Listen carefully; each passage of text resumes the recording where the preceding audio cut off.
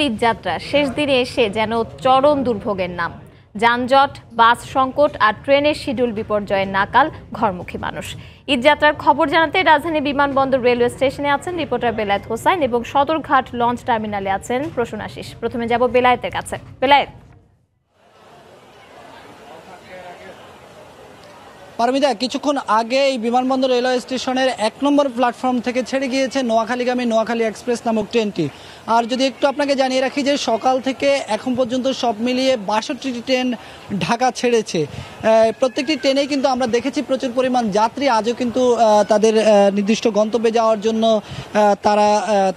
তারা ট্রেনে উঠেছেন। এবং একটু জানিয়ে রাখি যে এই ৬২টি ট্রেন ছাড়াও আজকে কিন্তু আরও বেশ কয়েকটি ট্রেন কিন্তু এখনও ঢাকা থেকে ছেড়ে যাওয়ার বাকি কিন্তু রয়ে গেছে। আপনি দেখতেই পাচ্ছেন যে এই বিমানবন্দর রেলওয়ে স্টেশনে যে দুটি প্ল্যাটফর্ম রয়েছে, দুটি প্ল্যাটফর্মেরই কিন্তু প্রত্যেকটি প্ল্যাটফর্মে কিন্তু এখনও প্রচুর পরিমাণ যাত্রী তারা অপেক্ষা করছেন তাদের কাঙ্ক্ষিত গন্তব্যে যাওয়ার জন্য। তো এখন পর্যন্ত যেই সমস্ত যাত্রী এই বিমানবন্দর রেলওয়ে স্টেশনে দাঁড়িয়ে রয়েছেন তাদের মধ্যে কিন্তু অধিকাংশই কিন্তু দিনাজপুরগামী দ্রুতযান এক্সপ্রেসের যাত্রী এবং চট্টগ্রামগামী মহানগর এক্সপ্রেসের যাত্রী। একটা শঙ্কার কথা আমরা তাদের সঙ্গে কথা বলে জেনেছি, তারা যেটা বলেছেন যে এখনকার পর থেকে যে ট্রেনগুলো আসলে ঢাকা থেকে ছেড়ে যাবে তারা যাদের বাড়ি একেবারেই উত্তরবঙ্গ কিংবা অনেক বেশি দূরত্ব ঢাকা থেকে, তারা আসলে শঙ্কা করছেন শেষ পর্যন্ত আজকে রাতে ঢাকা থেকে গিয়ে তারা আসলে ঈদের জামাত কালকে সকালে ধরতে পারবেন কিনা এই শঙ্কাটি তাদের মনের মধ্যে কিন্তু এখন আছে। আর যারা মনে করছেন যে যাদের বাড়ি কিন্তু ঢাকার পাশে বা কম দূরত্বে, তারা মোটামুটি প্রত্যাশা করছেন যে তারা গিয়ে ঈদের জামাতটি তারা ধরবেন। আর আপনাকে একটু জানিয়ে রাখতে চাই যে গত কয়েকদিন ধরেই যেই রেলে করে বা ট্রেনে বিভিন্ন মাধ্যমে যারা বাড়ি ফিরছে, এই বাড়ি ফেরার মধ্যে আমরা দেখেছি সকাল থেকে যে পরিমাণ মানুষের ঢল ছিল সেই ঢল কিন্তু সন্ধ্যার পর থেকে কিছুটা কমে গিয়েছে, কিন্তু এখনও মানুষ কিন্তু আসলে অপেক্ষা করছেন তারা আসলে প্রিয়জনদের সঙ্গে ঈদ কাটানোর জন্য। তো এই ছিল বিমানবন্দর থেকে আমার কাছে সর্বশেষ বাড়ি ফেরার খবর। চলে যাব সদরঘাট লঞ্চ টার্মিনালে, সেখানে রয়েছেন সহকর্মী প্রসূন আশিস। প্রসূন।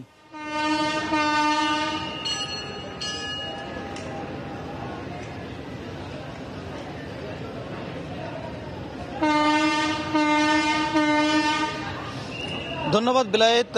যেমনটি জানাচ্ছিলেন বিমানবন্দর স্টেশন থেকে, রেল স্টেশন থেকে, সেখান থেকে যেমন বলছিলেন যে এখনো পর্যন্ত কিন্তু বেশ অসংখ্য যাত্রী কিন্তু তাদের নিজ নিজ বাড়িতে গিয়ে ঈদ করবার উদ্দেশ্যে সেখান থেকে ট্রেনের মাধ্যমে যাত্রা শুরু করেছেন, সেখান থেকে যাচ্ছেন। একইভাবে কিন্তু আমি যদি একটু দেখাই যে এখন কিন্তু সদরঘাট থেকে এই বরিশালগামী পারাবাদ 12 লঞ্চটি এখন ছেড়ে গেল, অত্যন্ত বিলাসবহুল এই লঞ্চটি, এবং কিছুক্ষণের মধ্যে আরো কয়েকটি লঞ্চ ছেড়ে যাবে। অর্থাৎ সকাল থেকে প্রায় শতাধিক এই নৌযান ছেড়ে গিয়েছে দক্ষিণাঞ্চলের যেসব যাত্রী ঈদ করবার উদ্দেশ্যে এই লঞ্চ যোগে যান তাদেরকে নিয়ে।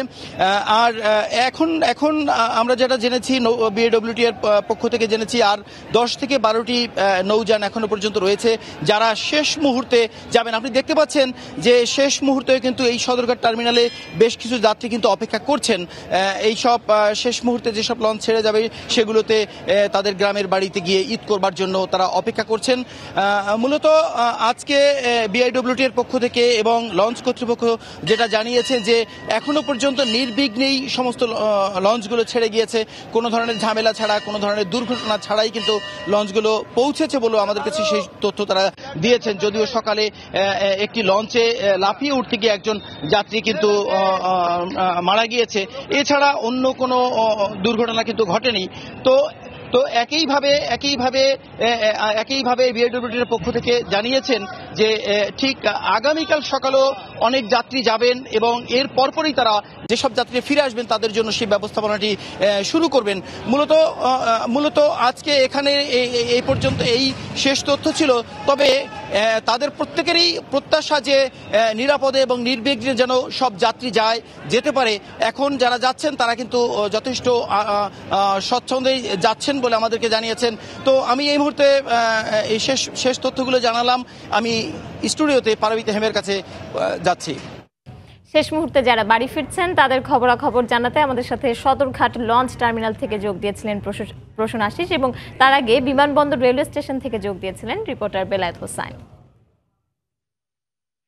রাতের সময় আর দেখছেন রাতের সময় সঙ্গেই